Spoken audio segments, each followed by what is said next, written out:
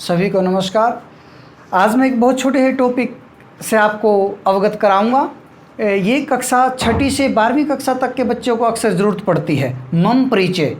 और एक मैं वो आपको अलग से वीडियो बनाऊंगा जिसमें आप जब साक्षात्कार के लिए जाते हैं, टीजीटी, पीजीटी, प्रोफेसर, केवीएस में, डीएसएसबी में, हरियाणा के लिए, जब भी आप साक्षात्कार के लिए कहीं आप प्राइवेट स्कूल में जाते हैं तो अक्सर सबसे पहला प्रश्न यही पूछ लिया जाता है आपसे कि अपना परिचय संस्कृत भाषा में दीजिए। तो मैं आपको ये दोनों तरह के परिचय, ये जो परिचय है ये कक्षा 6 से 12वीं तक के बच्चों का जो अक्सर संस्कृत पढ़ते हैं उनको अपना परिचय लिखना होता है, उनके लिए लाभदायक होगा। और दूसरा मैं जब आप किसी जॉब के लिए जाते हैं उसके लिए सहायक होगा। तो मम परिचय, सबसे पहले आपको अपना नाम बताना होता है। सबसे पहले बताओगा कि मम नाम। कई बच्चे यहाँ गड़बड़ कर देते हैं, नाम के पीछे विसर्ग लगा देते हैं। विसर्ग नहीं लगानी। नाम शब्द नपुंसकलिंग है, इसके रूप भी ऐसे चलता है, नाम, नामनी, नामानी। तो नाम के पीछे विसर्ग नहीं लगानी आपने। कई मम को हलंत कर देते हैं। मम हलंत नहीं होता, जो द्वितीय का बहुवचन माम है वो हलंत होता है, मम हलंत नहीं होता, ये ध्यान रखिएगा। तो मम नाम, यहाँ पर जो भी आपका नाम है, मान लिया किसी का साहिल कुमार है तो साहिल कुमार अस्ति, ये लिखोगे। भाई मेरा नाम, सबसे पहले आपको अपना नाम बताओ, फिर आप किस कक्षा में पढ़ते हो। दूसरा तो अहम, जैसे कोई अष्टमी में, 8वीं में पढ़ता है तो अष्टम्याम, अष्टम्याम कक्षायाम पठामि। अब आपको होगा जी कोई ज़रूरी नहीं कि वो 8वीं कक्षा में पढ़ता हो, अगर वो पंचमी में पढ़ता है तो इसकी जगह लिखोगे पंचम्याम। आपका तरीका बता देता हूँ, जो अंतिम उसमें स्वर है, अंतिम, उसको काट दो। कैसे, जैसे इसका तरीका बता देता हूँ। जैसे सप्तमी है, सप्तमी, तो इसमें अंतिम स्वर ई है, ये हटा दो, ठीक है जी।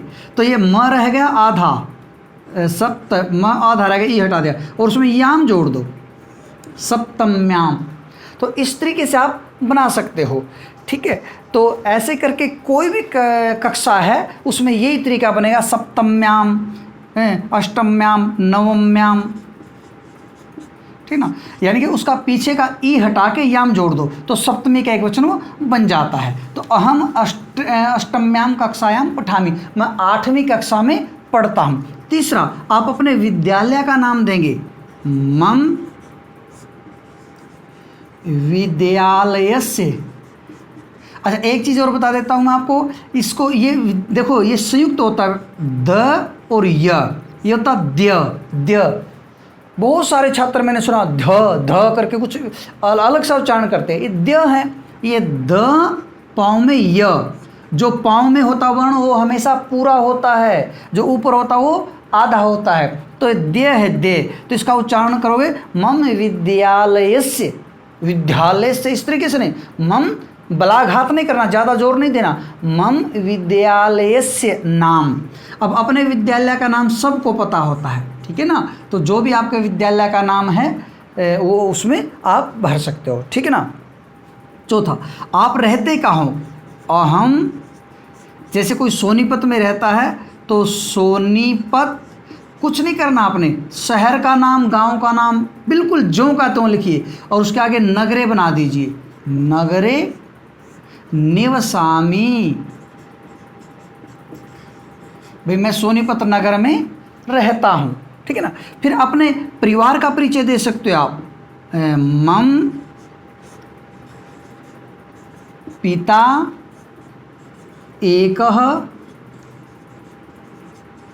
अध्यापकः अस्ति। मेरे पिताजी एक अध्यापक है।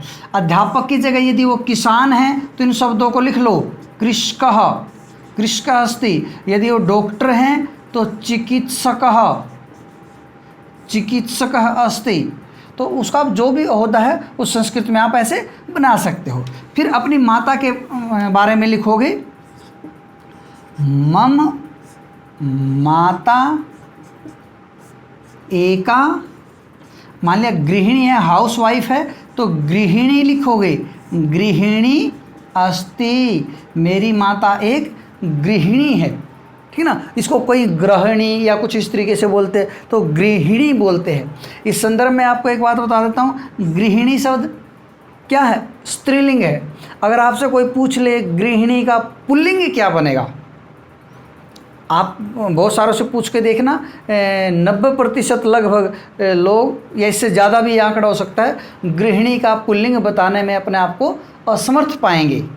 तो जैसे उनको समझाओ कि ब्रह्मचारिणी, ब्रह्मचारिणी का पुल्लिंग क्या होता है, ब्रह्मचारी, हथिनी, हाथी, करिणी, करी, ऐसे सन्यासिनी, सन्यासी, तो ऐसे करके गृहिणी, गृही, तो गृही बनेगा पुल्लिंग इसका, तो स्त्रीलिंग है तो गृहिणी अस्ति। अपनी माता के बारे में लिखा। आगे आप लिखोगे मम एकः भ्राता एका भगिनी च स्तः। देखो भाई दो हैं तो आप स्तः करोगे, एक भ्राता है और एक बहन है तो दो हुए, तो अस्ति नहीं स्तः, इस क्रिया का ध्यान रखोगे आप। उसका एक भाई है और एक बहन है, तो फिर आप भाई के बारे में भी बता सकते हो, मम भ्राता ज्येष्ठ अस्ति एवं मम भगिनी कनिष्ठा। मान लिया बहन छोटी है तो कनिष्ठा च अस्ति। मेरा भाई बड़ा है, भ्राता पुल्लिंग है तो ज्येष्ठ है, भगिनी स्त्रीलिंग है तो उसका विशेषण भी कनिष्ठा च अस्ति, वो छोटी है, ठीक है ना। आगे उनकी कक्षा दिखा सकते हो। भ्राता, देखो भ्राता बड़ा है तो आप 8वीं कक्षा में पढ़ते हो तो सीधी सी बात है भ्राता बड़ी कक्षा में पढ़ता होगा। भ्राता 9वीं कक्षायां पठति एवं भगिनी, उसकी बहन है छोटी है तो 8वीं से कम कक्षा में पढ़ती होगी, तो सप्तम्यां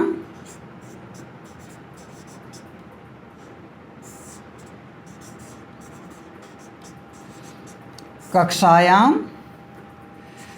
च पठति। मेरी बहन 7वीं कक्षा में पढ़ती है। तो इस तरीके से आप अपना परिचय जितने मर्जी बार देते रहिए, अपना और भी उसके बारे में कुछ वाक्य बढ़ाए जा सकते हैं।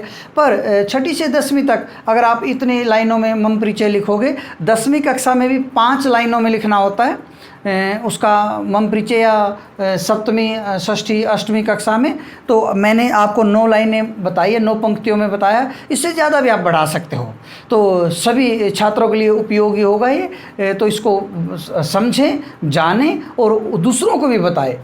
तो इसके लिए बहुत बहुत धन्यवाद।